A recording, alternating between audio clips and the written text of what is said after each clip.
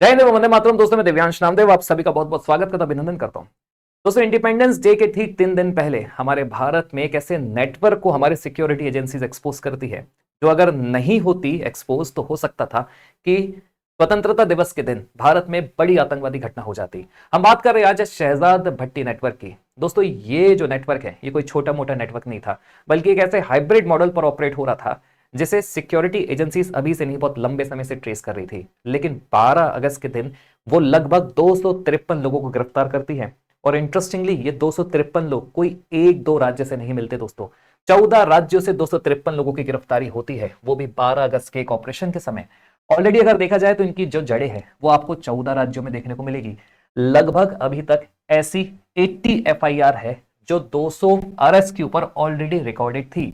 मतलब ये जो नेटवर्क है भारत में ऑलरेडी ऐसे केसेस कर चुका था जिसके ऊपर एनआईए की पहले से नजर थी। उसमें grenade attack, IED, petrol bomb attack, targeted killing, reconnaissance activities भी शामिल थी। मतलब यहां पर एनआईए बहुत लंबे समय से पर्टिकुलर इस नेटवर्क को ट्रेस कर रही थी। लेकिन ये उस वक्त फाइनली पहुंचती है जब 12 अगस्त का दिन आता है और अपने आप में एक दो नहीं बल्कि 200 लोगों का अरेस्ट होता है, 200 प्लस लोगों का अरेस्ट होता है।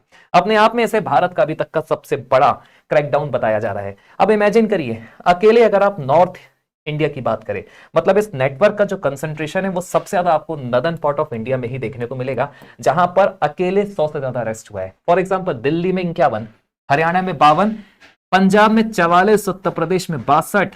अकेले अगर आप इन 4 राज्यों को देखेंगे तो 100 से ज्यादा अरेस्ट तो आपको नदर्न पार्ट ऑफ इंडिया में ही देखने को मिलता है। मतलब ये जो नेटवर्क है ये लंबे समय से नदर्न पार्ट ऑफ इंडिया में सबसे ज्यादा एक्टिव था और उसमें भी उत्तर प्रदेश में अकेले 62 अरेस्ट हुए हैं इस नेटवर्क से संबंधित। तो आप इमेजिन कर सकते हैं ये नेटवर्क ऑलरेडी अपनी जड़ें बहुत लंबे समय से भारत में स्थापित कर ही चुका था। 14 राज्य कोई छोटे मोटे राज्य नहीं होते दोस्तों। अब देखिए, अगर शहजाद भट्टी की बात की जाए तो हो सकता है भारत में एक पर्टिकुलर इकोसिस्टम को ये भी देखने में एस्थेटिक लगे, लेकिन वास्तव में ये एक ऐसा छोटा मोटा गैंगस्टर था जिसे बाद में आईएसआई सपोर्ट करती है और एक बड़े आतंकवादी मॉड्यूल में कन्वर्ट करने का प्रयास करती है। एक तरीके से ये पाकिस्तान में रह के भारत में एक नेटवर्क को ऑपरेट कर रहा था। गैंगस्टर टर्न टेररिस्ट है दोस्तों। ये एक ऐसा टेरर आउटफिट को ऑपरेट करना चाह रहा था भारत में, जो अपने आप में वास्तव में देखा जाए तो अब हाइब्रिड मॉड्यूल की तरफ ज्यादा जा रहा था। क्योंकि आपको पता है पाकिस्तान हमेशा से भारत में जो परंपरागत जो उसके आतंकवादी संगठन थे उसी तरीके से काम करता था। लेकिन जैसे जैसे हमारे यहाँ पर टेक्नोलॉजी चेंज हो रही है, जो टेररिस्ट है वो भी इवॉल्व हो रहे हैं। और ये नेटवर्क की अगर बात की जाए तो इस नेटवर्क को ऑपरेट करने के लिए कोई बड़े कन्वेंशनल स्ट्रक्चर की आवश्यकता नहीं थी। जैसे कि एक मान्यता है, हम ये सोचते हैं कि टेरर ऑर्गेनाइजेशन को किसी ना किसी तरीके से कन्वेंशनल स्ट्रक्चर की आवश्यकता पड़ती होगी। लेकिन आज के समय में जिस तरीके के टेरर मॉड्यूल्स की अपन बात कर रहे हैं, जो एक हाइब्रिड मॉड्यूल की तरफ बढ़ रहा है, उसे किसी तरीके के कन्वेंशनल स्ट्रक्चर की आवश्यकता नहीं पड़ती, बल्कि एक छोटे से स्ट्रक्चर के साथ वो ऑपरेट कर सकता है। कारण यही है कि इस छोटे से नेटवर्क में 253 लोग मिले हैं। मतलब इस पर्टिकुलर हाइब्रिड मॉडल में क्रिमिनल इंटरमीडियरीज को वो यूज कर सकता है, लोकल रिक्रूट्स करता है, इलीगल आर्म्स नेटवर्क्स करता है, सोशल मीडिया कॉन्टेक्ट्स के थ्रू वो सबसे पहले तो वल्नरेबल यूथ को टारगेट करता है, उन्हें सबसे पहले तो स्लीपर सेल बनाता है, समय के हिसाब से उन्हें एक्टिव कर देता है, स्मॉल ऑपरेशनल मॉड्यूल्स पर काम करता है, इवन फाइनेंशियल चैनल्स को भी ऑपरेट करता है। मतलब यहां पर अगर आप देखोगे तो मल्टीपल तरीके से ये नेटवर्क काम कर रहा था। मतलब सीधी सी बात है कि आज के समय में किसी भी टेरर आउटफिट को बहुत बड़े कन्वेंशनल स्ट्रक्चर की आवश्यकता नहीं पड़ती। अब यहां पर देखिए, इस पर्टिकुलर नेटवर्क ने जो सबसे तगड़ा कोई सहारा लिया था खुद के लिए, वो था social media. Pakistan linked handlers allegedly use the social media to recruit Indian youth. देखिए, भारतीय यूथ को फंसाने के लिए इस नेटवर्क ने सोशल मीडिया का सहारा लिया।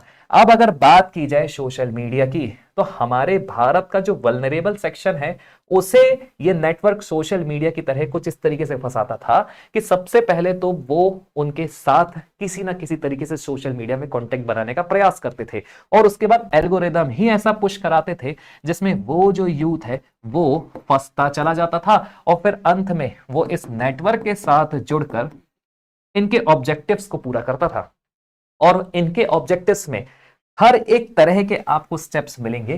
For example grenade attacks, IED blast, petrol bomb attacks, targeted killing, arms trafficking, reconnaissance of sensitive locations, installation of surveillance equipment है। अगर आप इनको ध्यान से देखेंगे तो इस नेटवर्क को बहुत अच्छे तरीके से पता था कि जिस यूथ को वो रिक्रूट कर रहा है उसका यूज भारत में उसकी आतंकवादी घटनाओं को अंजाम देने के लिए यूज कैसे करना है।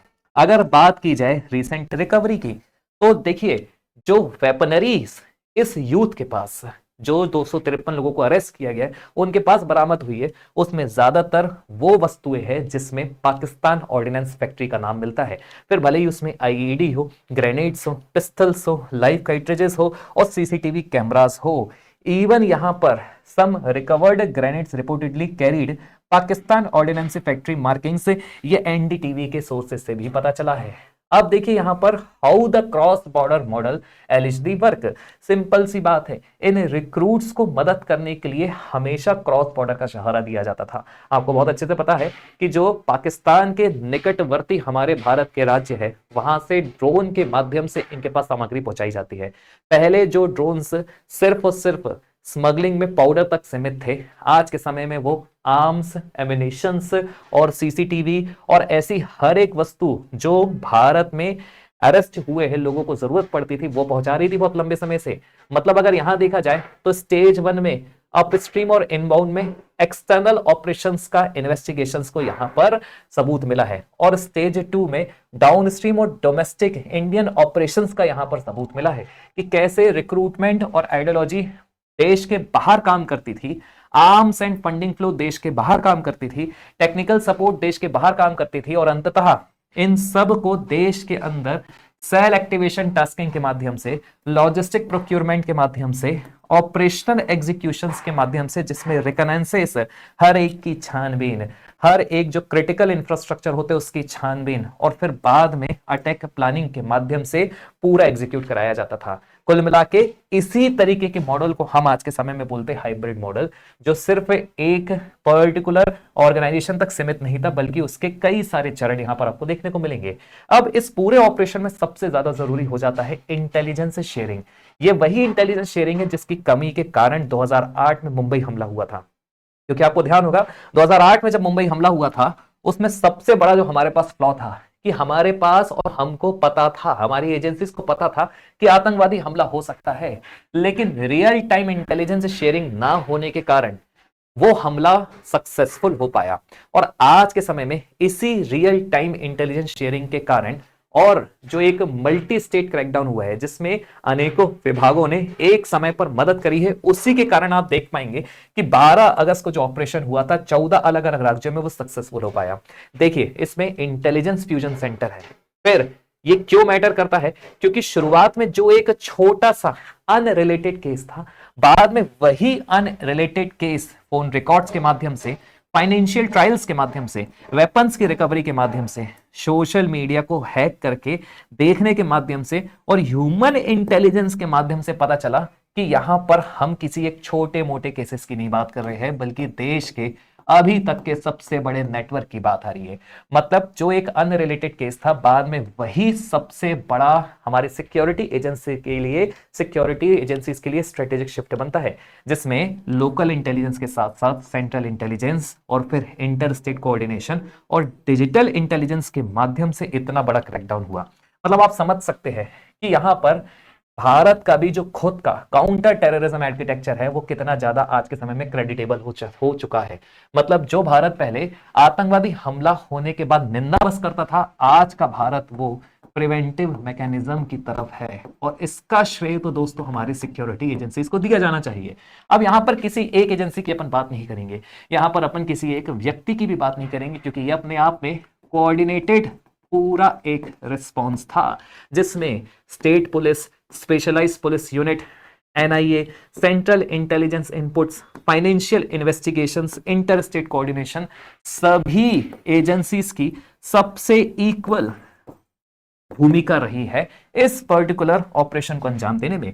और देखिए एक बार अगर अरेस्ट हो गया तो हमारे पास खुद का भी अपना एक इंफ्रास्ट्रक्चर है जिसके अंतर्गत हम उनको सजा दिलवाते हैं, जिसमें यूएपीए आ जाता है, unlawful activities prevention act, Bharatiya Nyaya Sanhita, arms act, NDPS act, explosive substances act है। इतने सारे अब नियम है, कठोर नियम है जो इस रिपोर्टेड केसेस में भारत अब उनके ऊपर लगाएगा।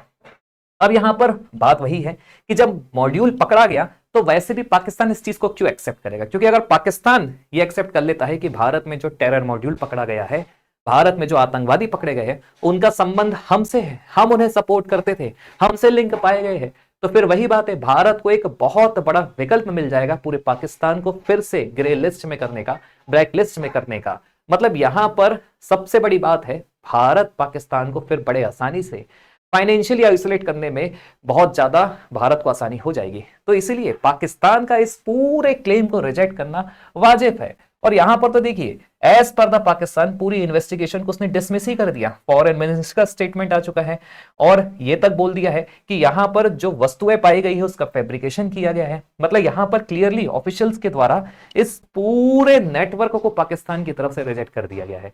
लेकिन फिर भी दोस्तों आप कमेंट करके जरूर बताइएगा, क्योंकि इसमें जीत हमारी सिक्योरिटी एजेंसीज की है। आपका क्या सोचना है, कमेंट करके दोस्तों जरूर बताइएगा।